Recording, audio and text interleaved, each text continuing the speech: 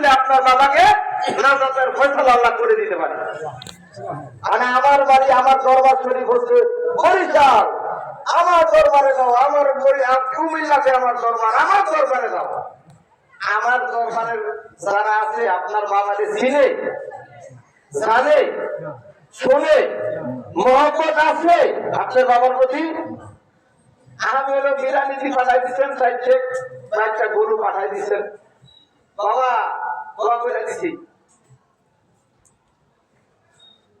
যার সাথে যার চিনা জানা নাই, যার সাথে যার মহব্বত হবে বাবা, যার সাথে যার চিনা জানা নাই, তার সাথে তার কোনো মহব্বত নাই। চিনা জানা থাকতে হবে। বাবার আমার, ভাইয়ের আমার, অবশ্যই মানুষকে খাওয়াবেন। কে কি বললো সেটা আমাদের শোনার বিষয় না। আমরা যারা আহলে সুন্নাত ওয়াল জামাতের আকীদা লালন করি, সুন্নি জামাতের আকীদা যারা লালন করি, আমরা নবীকে ভালোবাসি। আমরা ওই নবীকে ধারণ করি যে নবীকে গালে ইহুদি আঘাত করার পরে বলে যে আপনি কি হাতে ব্যথা পেয়েছেন? কন্যা সুবহানাল্লাহ।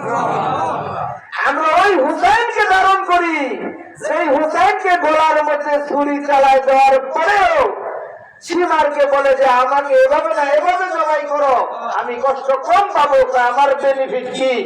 আমি হুসাইন কথা দিলাম খোদার কসম তোমাকে না নিয়ে আমি জান্নাতে যাব না। সুবহানাল্লাহ।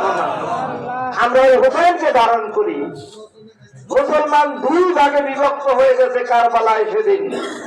এজিদি মুসলমান, হুসাইনি মুসলমান। কথা বলেন ঠিক কিনা?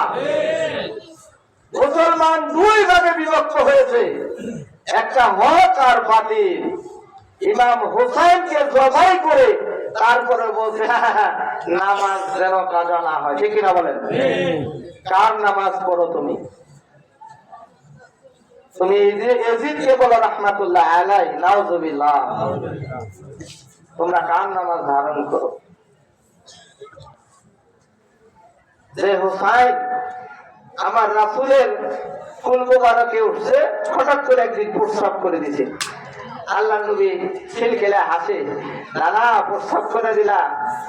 আল্লাহ কয় দোস্ত আপনার কুল মুবারকে নাতি পোশাক করছে, আপনি মিষ্টি মিষ্টি হাসেন, মনে হয় ভালো লাগতেছে।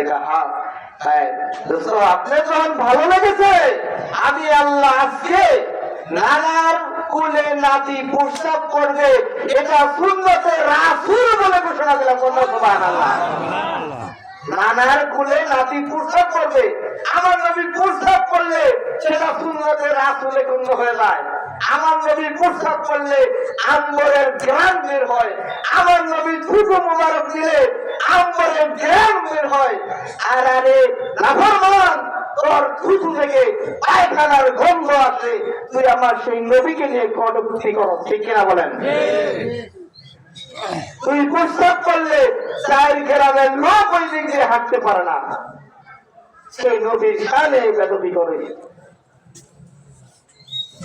আমরা নবীকে ভালোবাসি, আমরা ইমাম হাসানকে ভালোবাসি, ইমাম হুসাইনকে ভালোবাসি, মাওলা আলীকে ভালোবাসি। এই ভালোবাসা মাওলা আলীকে ধারণ করি। যদি মাওলা আলীকে ধারণ করার কারণে যদি শিয়া অপবাদ দেওয়া হয়, তাহলে এই আবির পাড়া গ্রামে আমি সবচেয়ে বড় শিয়া, আমার চেয়ে বড় শিয়া আর কেউ নাই, কারণ আমি মাওলা আলীকে ধারণ করি। কন্যা সুবহানাল্লাহ। বাবার আমার, ভাইয়ের আমার, নবীর শানে কথা বললে, আল্লাহর শানে কথা বললে খুব হিসাব করে কথা বলতে হবে। শব্দ চয়নের মধ্যে যেন বেরোবি না হয়ে যায়। আমরা মুসলমান দাবি করি, নবীর শানে একটু মিলাদ করতে চাই না, নবীর শানে একটু দরুদ সালাম পড়তে চাই না। চেয়ারম্যান আসলে দাঁড়ায় যাই, নবীর শানে একটু দাঁড়াতে চাই না। ঠিক কিনা বলেন? এমপি সাহেব আইছে দাঁড়ায় যাই, ওসি সাহেব আইছে দাঁড়ায় যাই, কেউ সবাইতে দাঁড়ায় যাই। বলে তোমরা যে দাঁড়ায় যাও, নবী কি হাজির নাজির?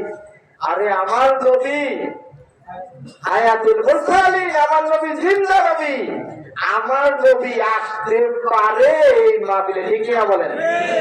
নবী আসতে পারে কিনা? জান্নাতের বাগানে অমুক আসলো না, তেমুক আসলো না, এই এলাকার লোক ঘুমাইতে যাহা, ওরা জাহান্নামী। তোমার এই 50-এর মধ্যে 40 সামনে তুমি আসো না, ঠিক কিনা বলেন? ঠিক। তুমি জাহান্নামের জান্নাতের বাগানে 10,000 টাকার জন্য প্রবেশ করো না। কন্ট্রাক্ট ছাড়া তুমি জাহান্নামের জান্নাতের বাগানে প্রবেশ করো না। তুমি কও যে রাত ওই দরবারিটা বেদাত, খাজার কাছে চাইও না বেদাত, বড় পীরের কাছে চাইও না বেদাত। আমি ওই সমস্ত আলেমদের বিষয়ে বলতে চাই, বাবা ভাই, আপনি যে মাস শেষে সভাপতির কাছে বেতন চান, এটা কি বেদাত নয়? আপনি যে মাস শেষে সভাপতির কাছে বেতন চান, সেক্রেটারির কাছে বেতন চান, এটা কি বেদাত নয়? আপনি যে বাড়ি বাড়ি টিফিন গাড়ি পাঠায় খানা খান, এটা কি বেদাত নয়? আপনি যে মসজিদের হুজরাখানায় থাকেন পরিবার নিয়ে, এটা কি বেদাত নয়? খানার কাছে চাইলে গেলে বেদাত, বড় পীরের কাছে চাইলে বেদাত, তোমাকে কাছে সব কাজ, ঠিক না? বড় পীরের কাছে চাইলে বেদাত। তোমার সাথে আমার সাথে দ্বন্দ্ব হলেই আকীদা দ্বন্দ্বের কারণে এটা বেদাত, এটা ভাত। তোমার বেলা ভাত, আমার বেলা বেদাত। আমরা খাজা বাবার কাছেও চাই না, গাউসে পাকের কাছেও চাই না, কদর পাগলার কাছেও চাই না। আমরা চাই মহান আল্লাহ রাব্বুল আলামিনের কাছে, কিন্তু আমরা উসিলা দিয়ে চাই, আমরা উসিলা বিশ্বাস করি, ঠিক না বলেন? আমরা উসিলা বিশ্বাস করি যে ইয়া আল্লাহ, ইয়া গাউসে পাক, ইয়া মাবুদ, ইয়া আমার ইলাহি, গাউসে পাকের উসিলায় আমাকে একটা সন্তান দেন। এই সন্তান হয়ে তার দরবারে ফরিয়াদ করে, ইয়া রব, খাজা মঈনুদ্দিন চিশতির উসিলায় আমাকে এই রূপ থেকে মুক্তি দেন। ও হিংসা লাগে, হিংসা লাগে। মাজারের বিপক্ষে কেন বলো? আমরা বুঝে গেছি, কারণ ভিক্ষা করে সারা বছর পাওনা 10,000, আর অলির দরবারে মানুষ একলাই মুশরিক হয়ে যায়, ঠিক না বলেন? অলির দরবারে মানুষ একলাই গরু দেওয়া যায়। আমাদের দরবারে গরু আনছে, ওইটা খাসি আনছে, ভেড়া আনছে, দুইটা খাসি আনছে, বস্তায় বস্তায় চাল আনছে। আমরা তো ভিক্ষা করি না, আমরা তো কারো কাছে হাত পাতি না। হিংসা লাগে। আল্লাহর অলির দরবারে মানুষ একাই দেয়, আর আমরা ভিক্ষা করেও পাই না, ঠিক না বলেন? এত হিংসা লাগে কে বাবা? তুমি কামাই করো, তুমি কামাই করো, তোমাকেও মানুষ নিয়ে দিয়ে আসবে।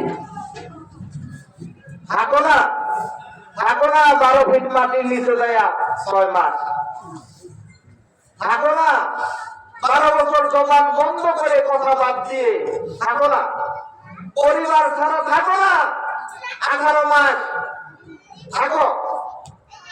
তুমি অর্জন করো, তোমাকেও মানুষ নিয়ে দিয়ে আসবে, ঠিক কিনা বলেন?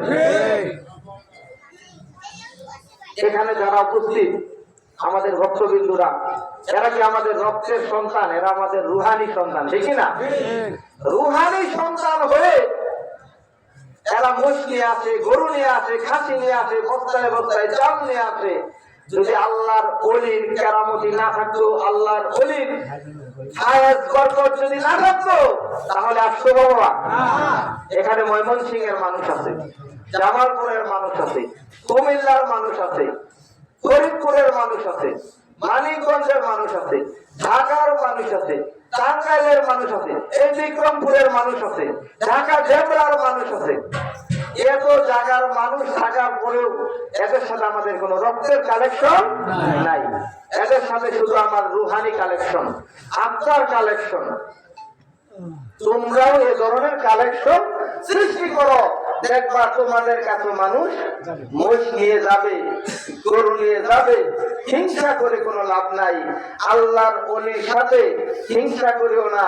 আল্লাহ নিজে বলছে, আমার বান্দা আমার ওলির সাথে বেয়াদবি করলে আমি আল্লাহ নিজে যুদ্ধ ঘোষণা করব।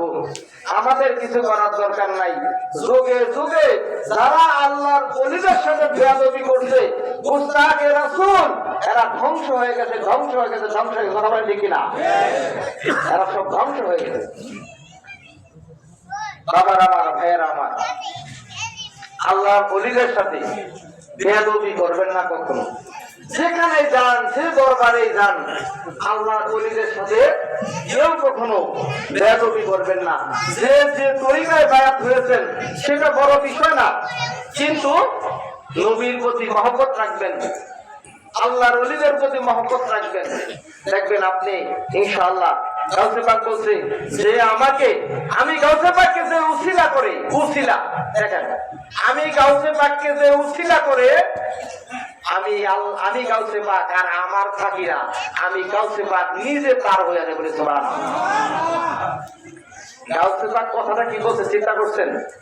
আমি গাউসে পাক, আমাকে যে ভক্ত উসিলা করে, উসিলা, আমি গাউসে পাক আর আমার থাকি না, আমি গাউসে পাক তার হয়ে যাই। আমরা জিজ্ঞেস করলে অনেকে বলে ফেলি বড় পীরের নামে সিন্নি করি, এই জন্য অনেক বড় পীরের নামে সিন্নি বেদাত, বেদাত। ঠিক আছে, বড় পীরের নামে সিন্নি বেদাত, আমার বড় পীরও সিন্নি করেছে আল্লাহর নামে, ঠিক না? আমরাও সিন্নি করি আল্লাহর নামে, কিন্তু মুখের বলতে বলতে এমন পর্যায়ে চলে আসে সিন্নি, আজকে তো বড় পীরের নামে সিন্নি, ওটা আমরা বলে ফেলি, কিন্তু সিন্নিটা হয় আল্লাহর নামে। সিন্নি কারো নামে হয় না, একমাত্র সিন্নি হয় আল্লাহর নামে। গরু মোট সবাই হয় কার নামে? আল্লাহর নামে। ওলি হচ্ছে উসিলা, আল্লাহ উসিলা বেন কিছু করে না। আজরাইল বলে আল্লাহ আপনার আদেশে আমি মানুষের জান কবজ করি, মানুষ আমাকে গালি দিব, আমার ছেলে মারছে আজরাইল, স্বামী মারছে আজরাইল, এটা করছে আজরাইল, ওটা করছে আজরাইল। আরে বোকা, আমি আল্লাহ উসিলা বিহীন কিছু করি না, উসিলা বিহীন কিছু করি না। এখন আজ পর্যন্ত কেউ বলছেননি আপনারা যে আজরাইল আমার স্বামী মারছে, ভাই মারছে, বাপ মারছে? হ্যাঁ, আল্লাহ নিজেও নবীর সাথে কথা বলছে উসিলার মাধ্যমে, ঠিক না?